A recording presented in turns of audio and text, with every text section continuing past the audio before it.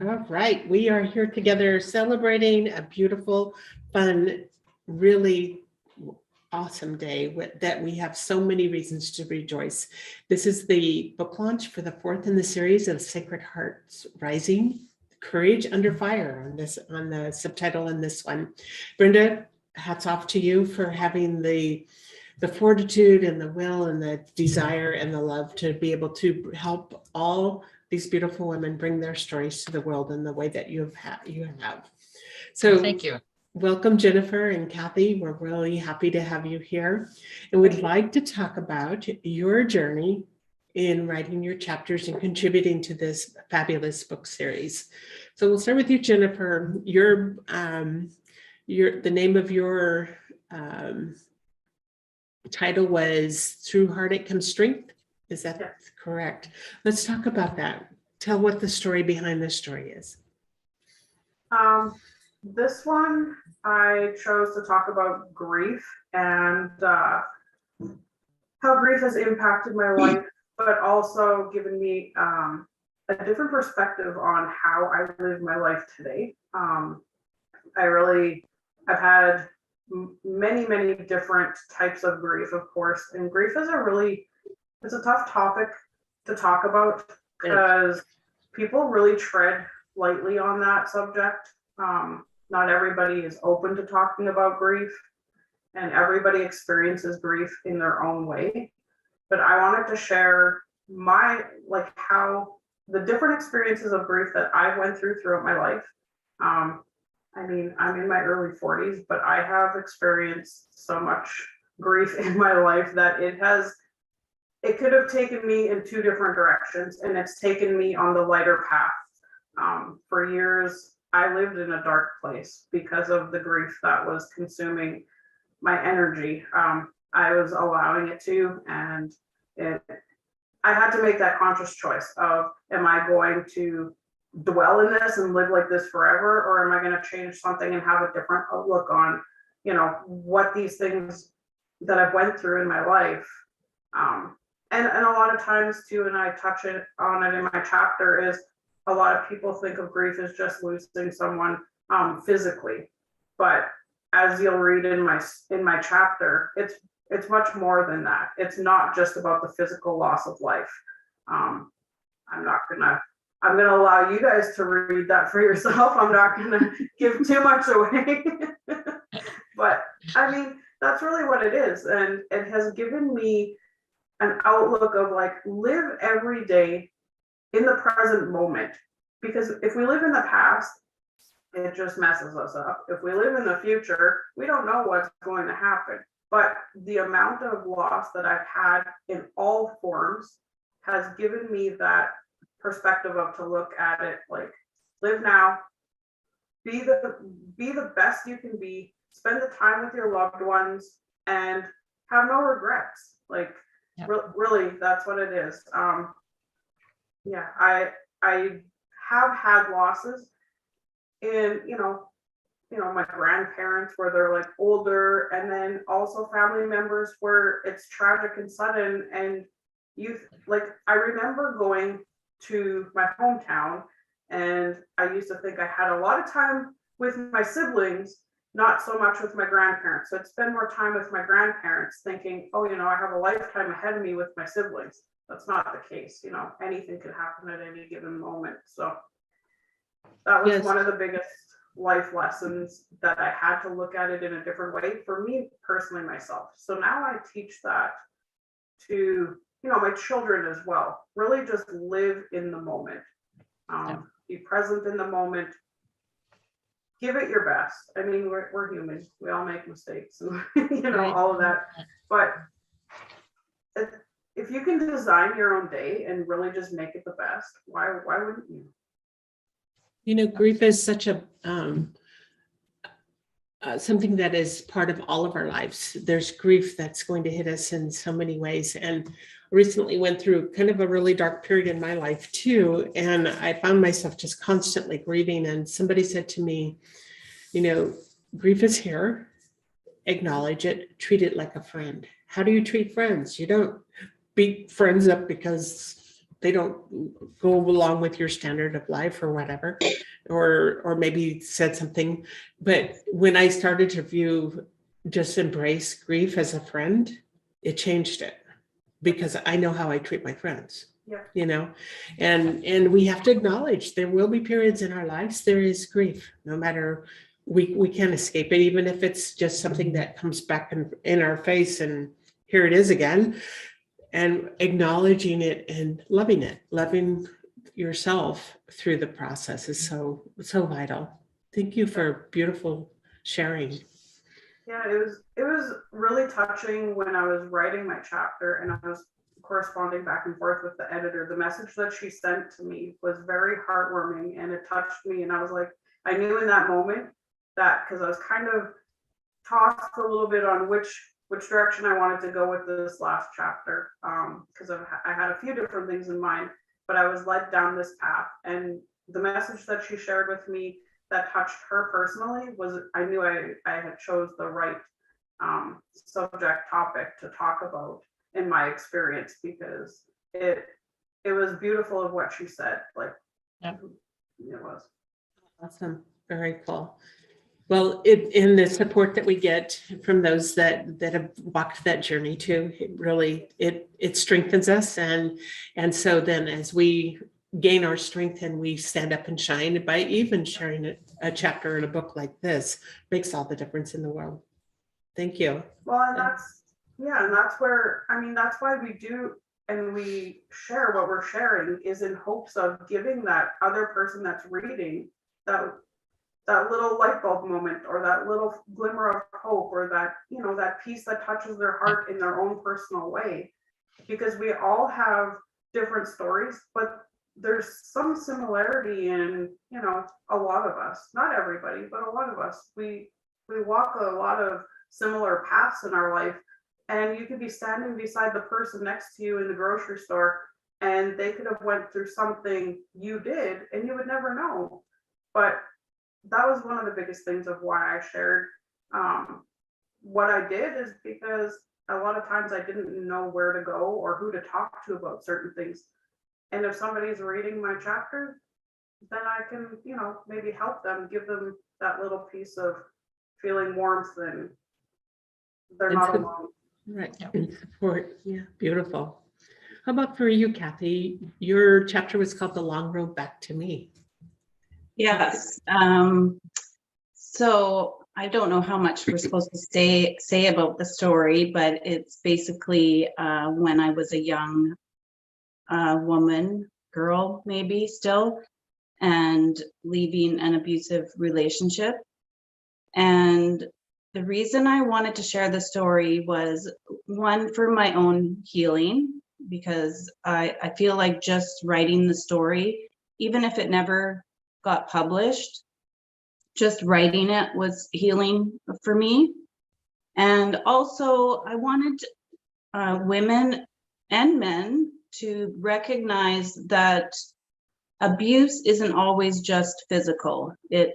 There are, and sometimes the mental stuff is worse than the physical stuff, or at least it was for me.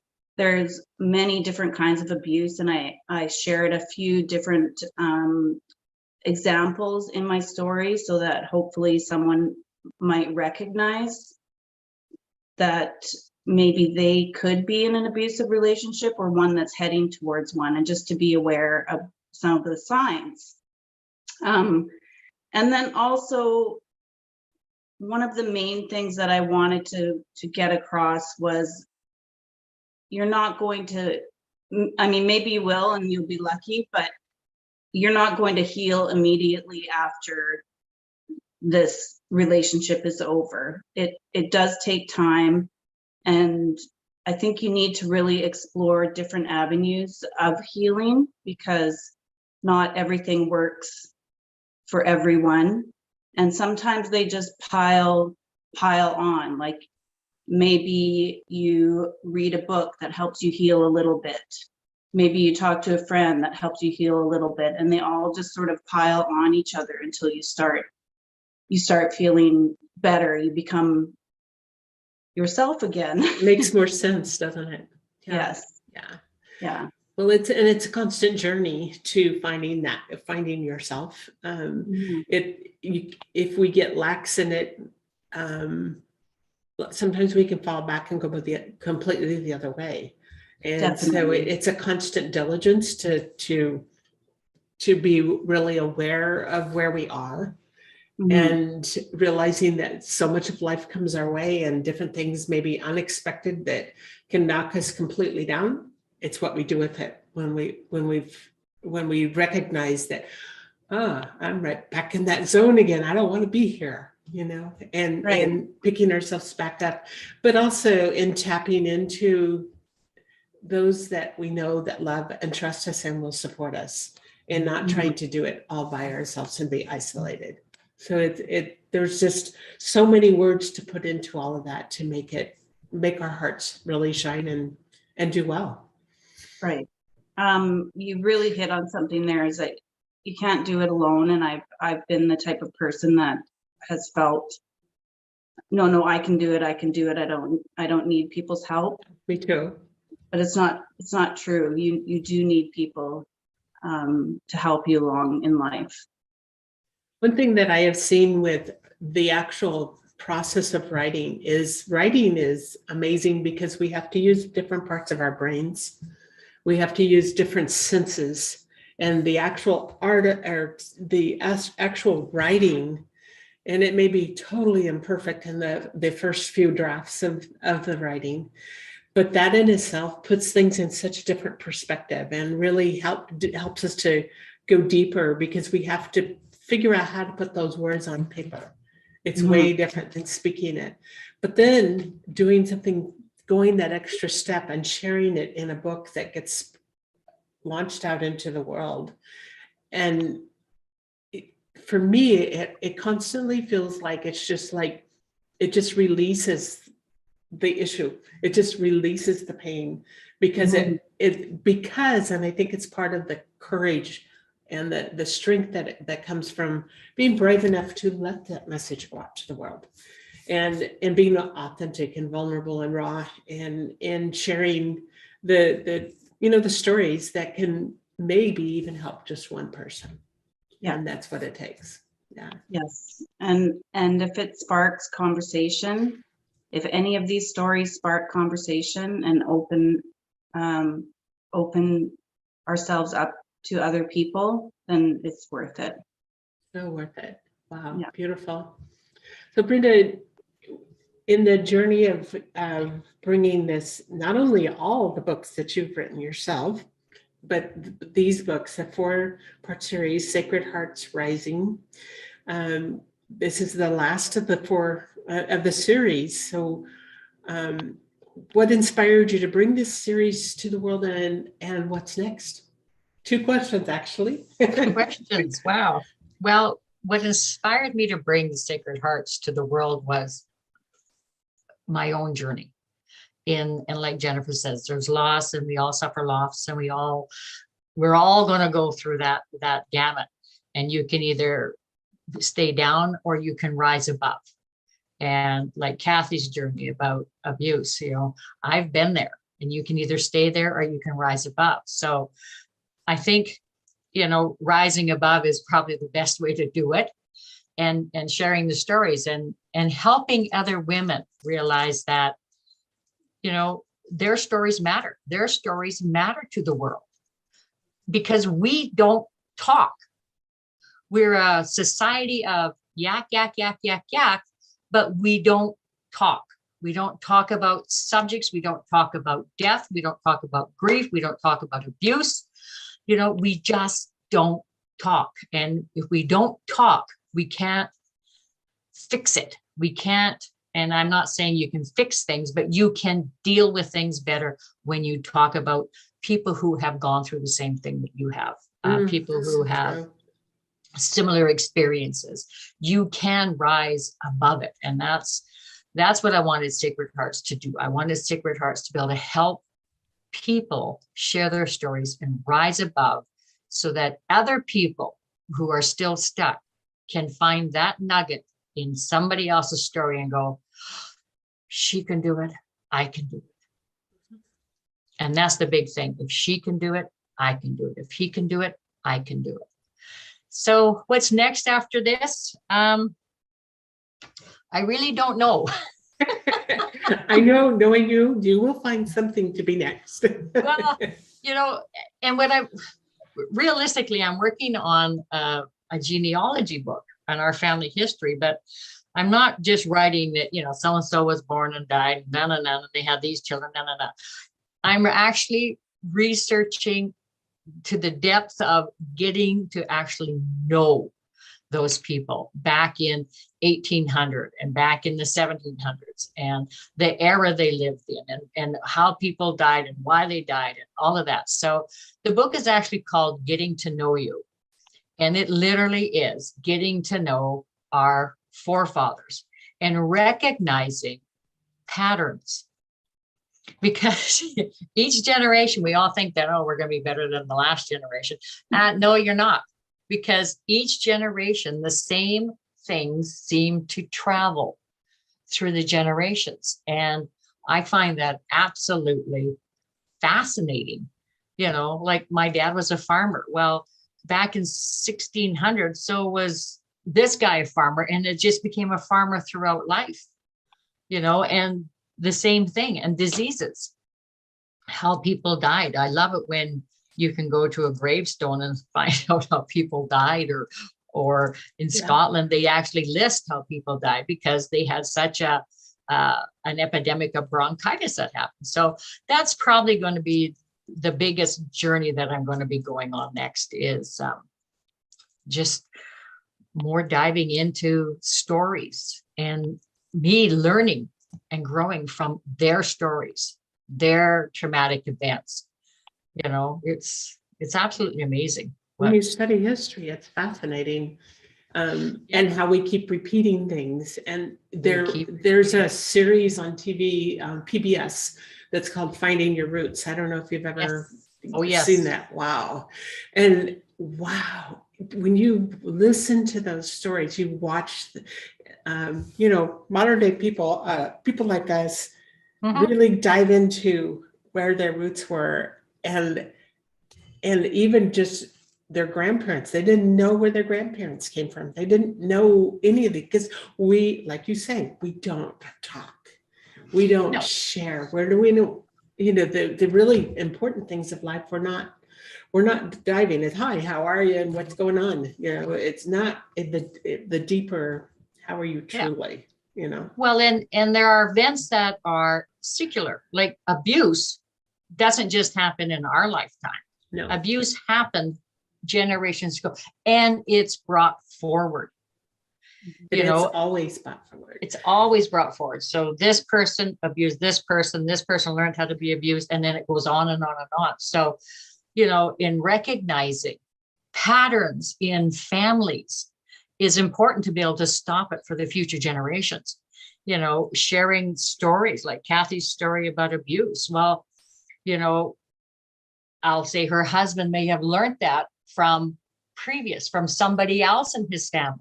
So now she has shared her story, and she has brought the story to the surface, and now that will stop for future generations. Yes. She has healed her future generations by sharing her story. Jennifer's story of grief has helped people in the future generations be able to deal with grief better. Because now she has stopped that cycle of falling down the dark rabbit hole. And yes, we're all going to go there, but it's how we bounce back out that is imperative. So, it's amazing when we share the stories, how we can heal past generations and future generations. One of the first things, just before my father, he was a horrible abuser in our family. And just before he passed away, he actually ended up taking his life, is that he looked at me and he said, I'm so proud of you. And looking at him, I'm like, why would you say something like that? And he says, because you broke the pattern in our family. Because it had been generations of horrible abuse in our family. And that's how he treated all the children and his wife, my mother. at the end, he knew he had gone too far, he had done too much, and that was his choice. But when he said that, that made all the difference in how I felt about myself. Because he said, you're not treating your children the way I treated my children, you know? Nope. And so that's what it takes, is stopping. If we can make that stop, then it's going to change it for the future generations. It just makes a massive amount, but it has to be talked about too. Yes, the only way that future generations are going to be changed is if we share our stories. Yes. Because suffering in silence does not help anybody, not even yourself. So, you know, I know that my daughters and my granddaughters, they're never going to go through what I went through, because I made a choice of saying it out loud, sharing, so that they know what has happened. And same with the genealogy book. I mean, it's not all warm and fuzzy. I mean, some of these guys were characters, you know, and I've written their story as best that I can, not making them warm and fuzzy, but, you know, this is where some abuse came from. This is what has happened. And so I think it's imperative, very imperative, that we help our children's children by sharing our stories. Beautiful, beautiful. Well, I want to thank both Jennifer and Cathy. I want to thank you both for choosing to be a part of this series. It takes courage to stand up and speak. It takes courage to write. It takes courage to be able to say, this is what it was. This is where I am now. And thank you. And thank you, Brenda, for bringing this to light in a beautiful way. Thank you, everybody. Thank you. Yes, thank you, Brenda. Thank you so much for allowing us to be a part of this process. Well, it is a crazy process, and we do have the sisterhood now and the Sacred Hearts Rising. So if you ever need a helping hand, you reach out to the sisterhood, because it is there. Very cool. Thank you. Well, we need All to right. end this series, or this interview series, and for the moment, because our next ones are coming on. So Okay. thank you, ladies, for being with us today. Thank you very much. Okay, bye-bye. Bye.